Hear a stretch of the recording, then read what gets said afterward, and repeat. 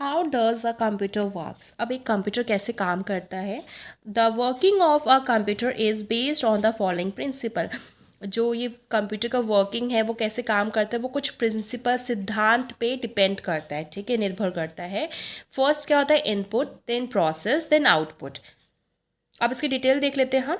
Late us see the details. When we feed data to a computer, it accepts the data as input through different input devices like keyboard, mouse, scanner etcetera. जब भी हम computer में कोई data feed करते हैं, डालते हैं, तो वो जो डाटा है जो कंप्यूटर वो कैसे एक्सेप्ट करता है, एज अ इनपुट। जो हम भेजते हैं डाटा, जो भी हम अपनी तरफ से डाटा डालते हैं, कुछ भी डालते हैं, कोई भी टाइप कर रहे हो आप या फिर किसी चीज़ पे क्लिक कर रहे हो, तो वो इनपुट हुआ एक टाइप से। तो इनपुट कितने डिवाइसेस जो कह सकते हो, किस किस डिवाइस से आप इनपुट देते हैं। हम कीबोर्ड से देते हैं, माउस से देते हैं, और स्कैनर, और बहुत सारी ऐसे डिवाइस हैं जिनसे हम इनपुट देते हैं। The computer processes this data and changes this into information with the help of processor called as CPU.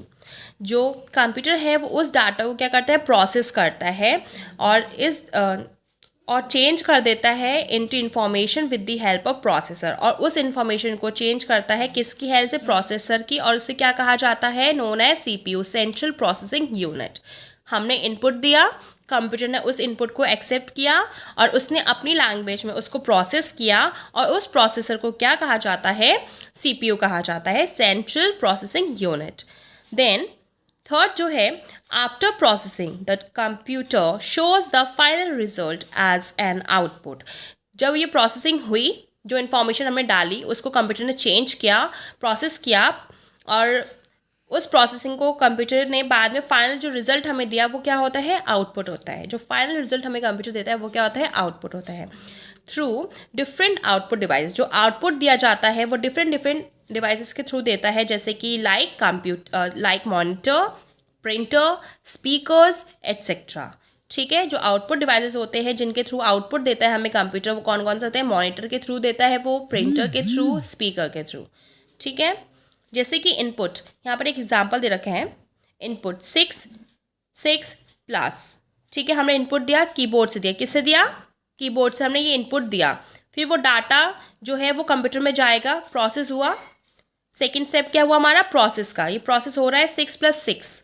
फिर सीपीयू ने प्रोसेस किया इसको कि 6, हमने ऐसे लिखा था 6 प्लस, लेकिन इस कीबोर्ड के थ्रू हमने प्रोसेस किया। उसके बाद हमारे कंप्यूटर के अंदर जो डाटा गया वो प्रोसेस हुआ, किसके थ्रू, सीपीयू के थ्रू प्रोसेस हुआ, 6 + 6 बना।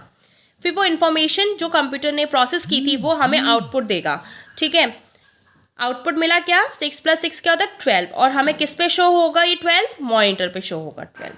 ठीक है, समझ में आ गया। हमने इनपुट दिया कीबोर्ड से, क्या, 6 plus.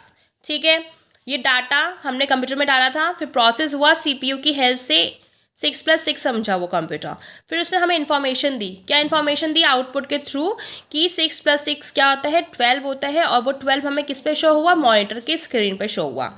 So friends, this is how a computer works and this is known as IPO cycle। और इस साइकिल को क्या कहा जाता है, IPO साइकिल क्यों कहा जाता है, क्योंकि I मतलब होता है इनपुट, P मतलब प्रोसेस, O मतलब आउटपुट। ठीक है, इस साइकिल को क्या कहा जाता है, IPO साइकिल भी कहते हैं।